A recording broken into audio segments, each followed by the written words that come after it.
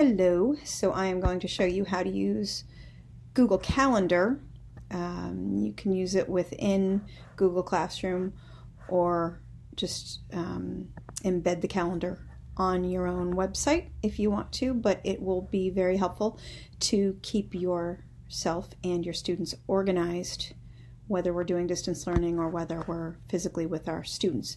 This is not my idea. I learned this from the fabulous Meredith White, who's an amazing Spanish teacher down in Georgia. So I'm going to show you how to do that. And as you can see, I am in Google Classroom, and I'll use that as my basic springboard of where I'm going. Every time you create a Google Classroom, you get a calendar with it. And so if I go to this is my distance learning class for all of my students while we are home during the quarantine. And so in here, we all know that this stream gets really muddy. We don't want to put the things in there, our classwork, all of that. That's where we do our assignments. But in this classwork is where you can go to find the Google Calendar to work with. And in Google Calendar, I'll click on that. This is my Google Calendar, and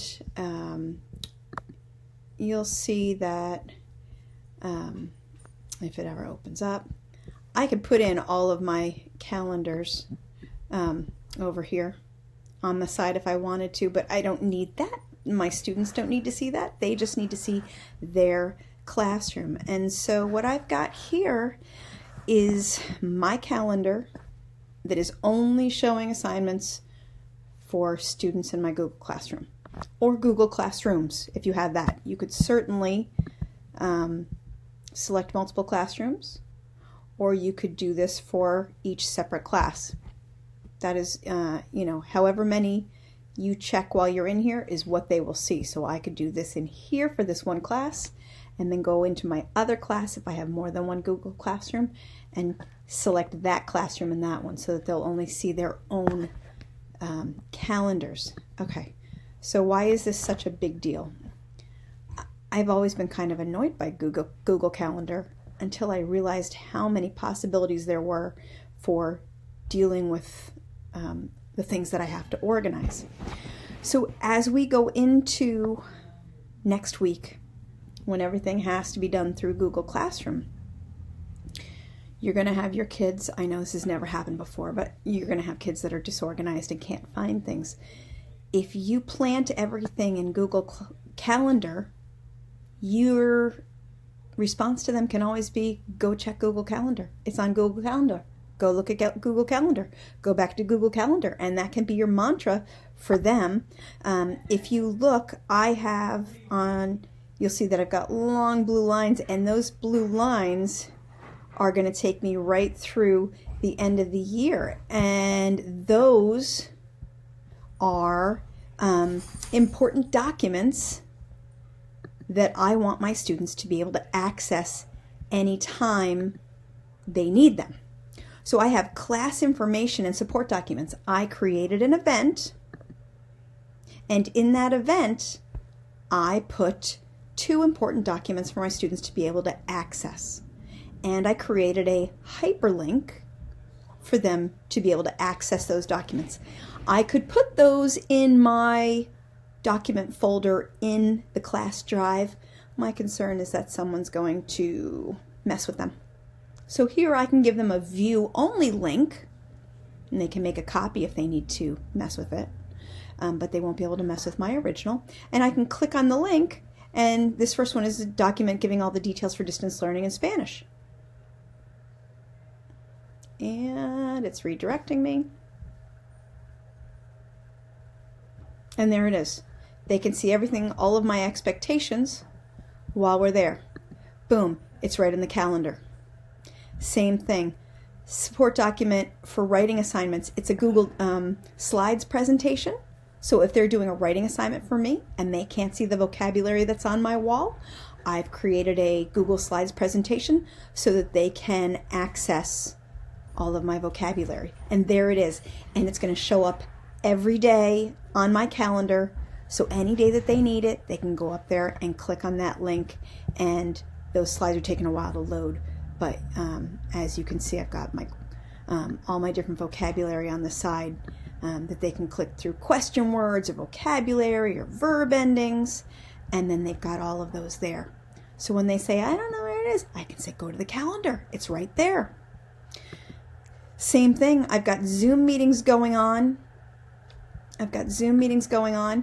And they can see if they're in year 1 or year 2 or year 3. It's got their appointment time for their class. And if they click on their link, if they're year 1, they click on it. Boom, there it is. There's the password. They can click on the link and it'll take them right there. There's really minimal work for them to do. So as long as they can find the Google Calendar in Google Classroom, then they're set. So then what I need to show you is how to create an event that does all this good stuff. So let's just create an imaginary event. So my cat wants to climb on my lap. So I just clicked on the date that I wanted to add an event, and I can add test post. It doesn't really matter. And if it's something that needs to pop up every day, here is my start day, and here's my finish day. So if this is something that I wanted to take me through the whole thing, I could do my start date. Say I wanted to do this something starting in the beginning of May, let's say May 4th. I wanted to start on May 4th. It would take it there to May 4th. And then if it was something that we were going to do for a week, I could do it to Friday, May 8th. Now, once we're in there, if I need to add a time, I can add a time. If I don't need a time, if that's not an issue, then you just don't do anything with it. But more options is where you can do all your extra stuff. So, moving my head over here. If it repeats, if it's something that's going to happen every week, you can change that. This one I set up for a week long, so it doesn't need to repeat. What I'm going to do, though, is if I want to add a link, hyperlink is what we want here. So let's say I want them to be able to get to my classroom website. My classroom website is dmsspanish.weebly.com. And I can title that whatever I want. Spanish class. I didn't capitalize what I wanted to now, did I? Spanish class website. And then there it is. I click OK. Maybe I click OK. I click OK and there it is. Now I can add, this is a link to the class website if you need to access it. You can type in whatever you want there. You can change your font. So I also, if I'm going to add a document, you could add a document from your drive. You could do it right here. My concern is students messing with it. So I generally want to give them a view-only access. So when I do that, I would just go to my drive and get a link, a shareable link from my Google Drive. And let me open that right now because I can show you how to do that. So I open my Google Drive. Here I am. And let's say first of all, I want it to load, and it's going very slowly. Let's say I want to share something with them. So I open up.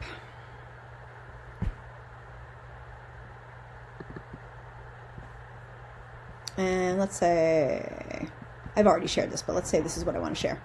So virtual Spanish class. I open it up. And if I want to share it, when it opens, up at the top right, you get the share option once it's all loaded. So I go up here, I click share. Not so much. It's loading. It's still not done loading. We're going very slowly. Here we go, here we go, here we go. Look, there it is. So once it turns blue, you can click on share. You've got options for sharing. You got options where they can just view or they can edit or they can copy. And it's just so slow that it hurts. So here, just to show you, you can get a shareable link up here if it doesn't pop up. Get a shareable link. And you can give them options, like I said, to edit. They can comment or they can view. I'm generally going to give them a view, right? And then I copy the link.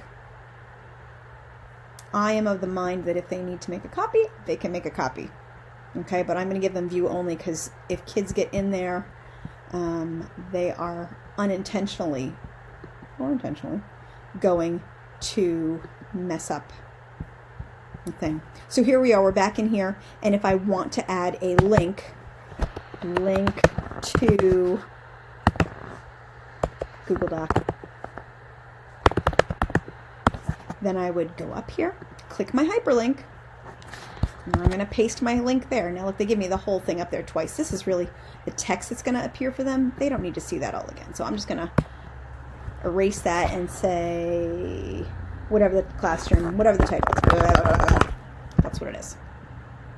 And okay. And that's what will appear as the link. And if they click there, it'll take them right to that document. And then I can decide if I want to give people permission to do things. I don't need to give permission. So I save it. And there you see, where did I do it? Boom.